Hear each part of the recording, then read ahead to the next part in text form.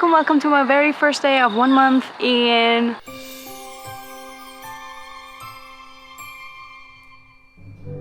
New York City in the USA, because this year I finally made my dream come true and stayed in New York City for a little while, pretended I was living in NYC, and there were so many things I did on a daily basis that I barely got to do any work on my laptop, but I did a lot of work on research and going into places in person and seeing other things that I wouldn't have on my radar usually for attractions in New York City, like out of the city things which are actually still in the city, like green spaces on Governor's Island. I made a video about that.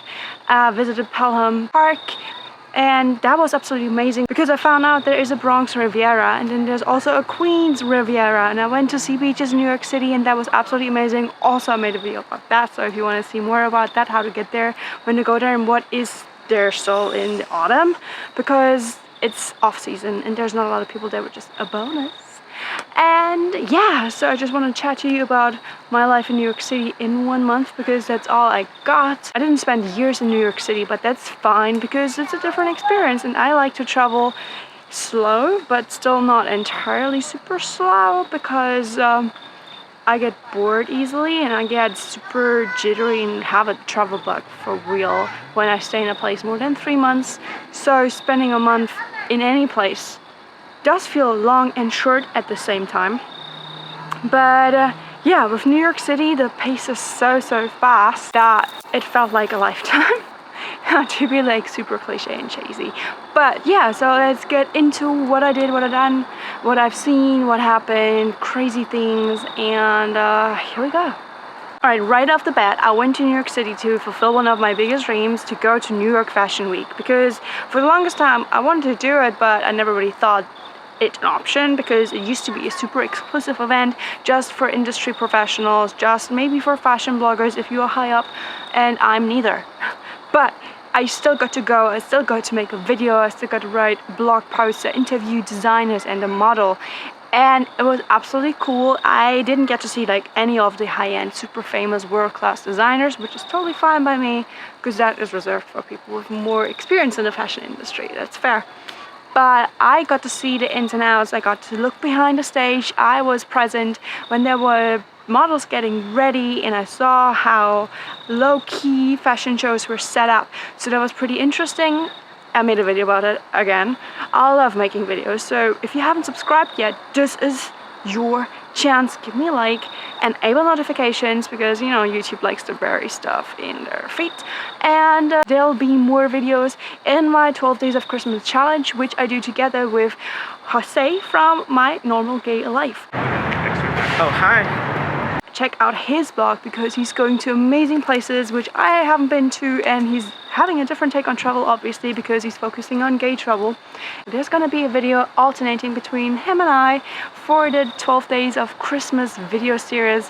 Anywho, I got to run around in heels, which I don't recommend. Always bring flats with you because New York is big, the metro is a pain, it's hot and it's cold and it's stuffy and then it's super drafty and you never know what you're gonna get, and it might be slippery, and there's a lot of stairs and there's a lot of people pushing, so you want to be comfortable, and then you can always change into better shoes at Fashion Week, because you know, big bags are in too, like you can make it work, girl, boy, or whoever's going. And while I was at New York Fashion Week as media, which I was really proud of that I got that, I also found out that it's possible for anyone, absolutely anyone, to go if you just buy a ticket. And the tickets aren't necessarily expensive, because I went to Starlike's fashion show, which was in an underground bar, which was super cool. Tickets were only $21, I think, so that's super, well, manageable. You can afford that if you really want to see it, and the shows were actually my favorite of the entire show, because they were quirky, they were very proudly LGBTQ community, and those outfits were so extravagant, so outrageously cool. Yeah, I would totally recommend those.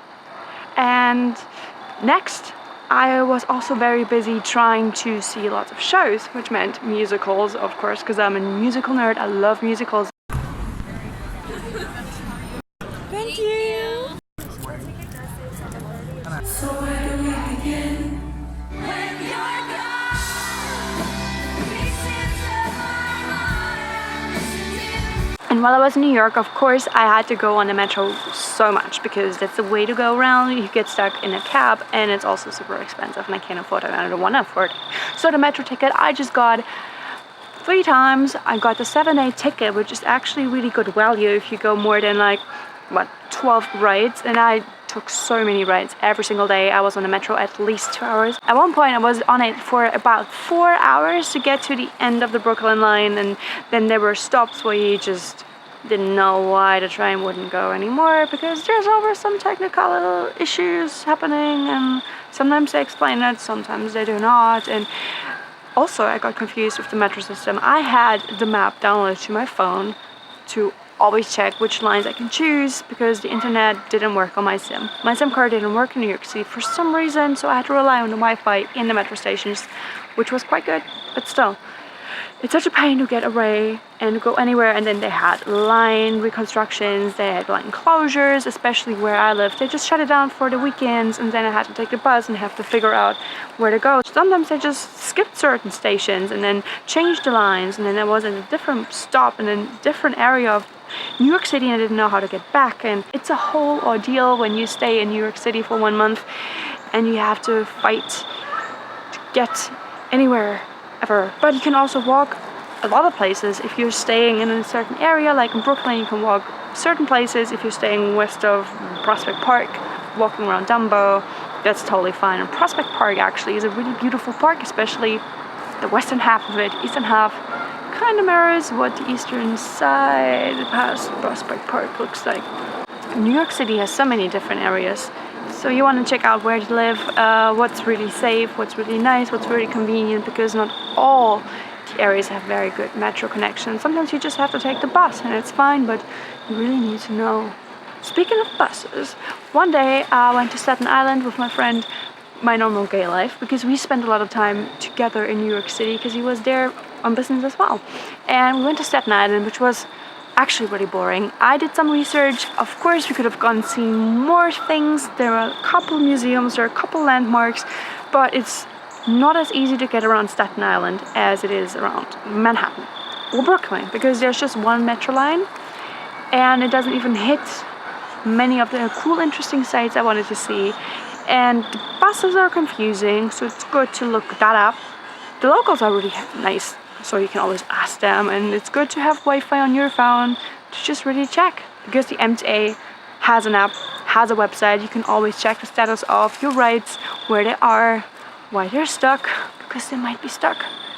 Yeah, and speaking of apps, because I was in the metro all the time, I downloaded the app Webtoon and I absolutely fell in love with it. This isn't sponsored, I just love the app. It's just basically comics by independent artists. Lots of different topics, lots of different genres, lots of different storylines. They're super inclusive. They have a lot of LGBTQ plus issues and covered in a very nice way, where it's just like a side info, no big deal. Major characters are queer, and it's no big deal, and everybody is so beautifully drawn, it's so wonderfully told.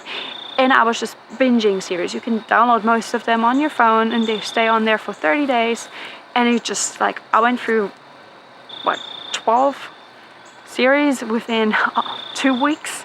So, and I also got to go to Comic-Con. I was there as press as well. And Webtoon was actually the main sponsor for the lanyards. So many people were dressed as the Webtoon comic characters and I absolutely loved it. And I took lots of photos of them. I interviewed a couple of them. I made a video about it if you ever want to go to see Comic-Con in New York City, because it's so much fun. Even if you're not a super nerd about comics or series or movies or any of that, it's fine, because the experience is so much fun. Everyone is so welcoming, everyone is so excited and passionate, and there's so many cool new things you can see. There's freebies, there's cool food from abroad. Japan is a big thing because people import all plushies and pins, and there's special exclusive stuff you can get there, and it reminded me so much of Japan. Anime Japan, actually, when I was in Tokyo and I went there, wasn't as exciting as New York Comic-Con. So if you can, at least for a day, they have day passes, so you don't have to go all the days. It's so cool, and I want to go back. This was my second time. I was so happy to go. And anything else I did in New York City, there were so many things. also very annoying things. Maybe I should tap into that because it's not all just roses and amazing things. First, metro is annoying. It's convenient, but super annoying. Second, people on the metro, you have to stay really calm because they're so inconsiderate. Not all of them, obviously, but some people, I just wanted to. But what's up with people just playing their music out loud? That's what headphones are for. What about signs saying you should play no music? I don't want to hear your music. I don't want to see what you're playing on YouTube. Keep it to yourself. I don't get it. And I had a person in my Airbnb who thought the world needed to know that he wanted to be an aspiring rap artist and what music he was listening to on loud while I was working. And he left the door wide open, so I would have to fight with him because he wouldn't be talked to in a normal way. He was always so sensitive because his ego was so big, and I was just tinily scratching at it. I'm like saying, hey, can you please be more considerate because I'm wanting to work here and I live here at 2. It's not just you. I don't know why people are like that. It bugs me so much.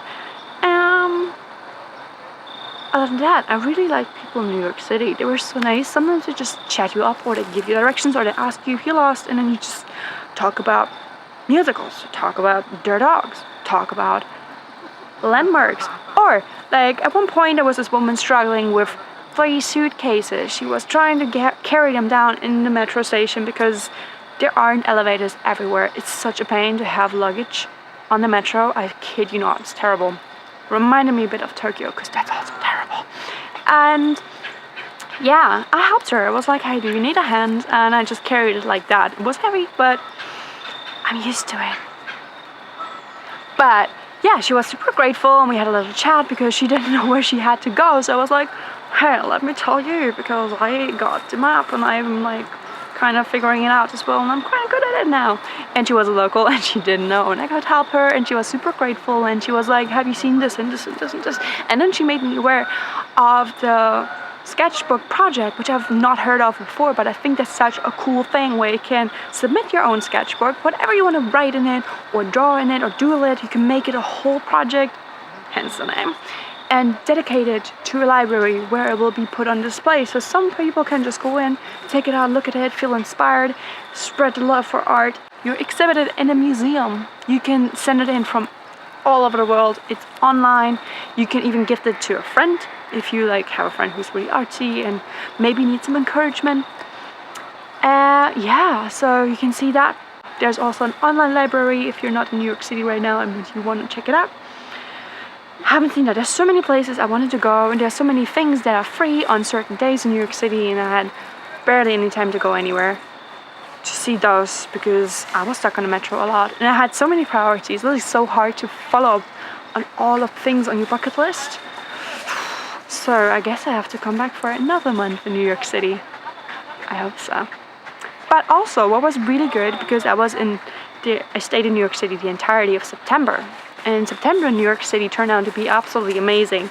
The weather was super fine. It was terribly hot on some days even. I walked around as if I was like back in Bali or whatever. Like I could wear the cutest dresses.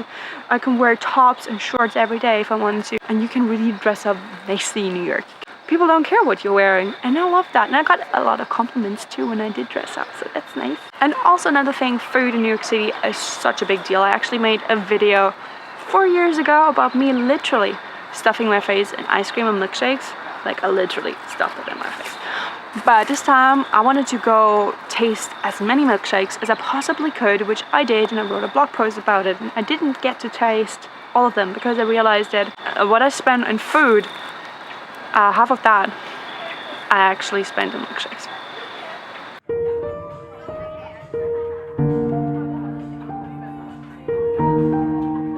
I should be more responsible.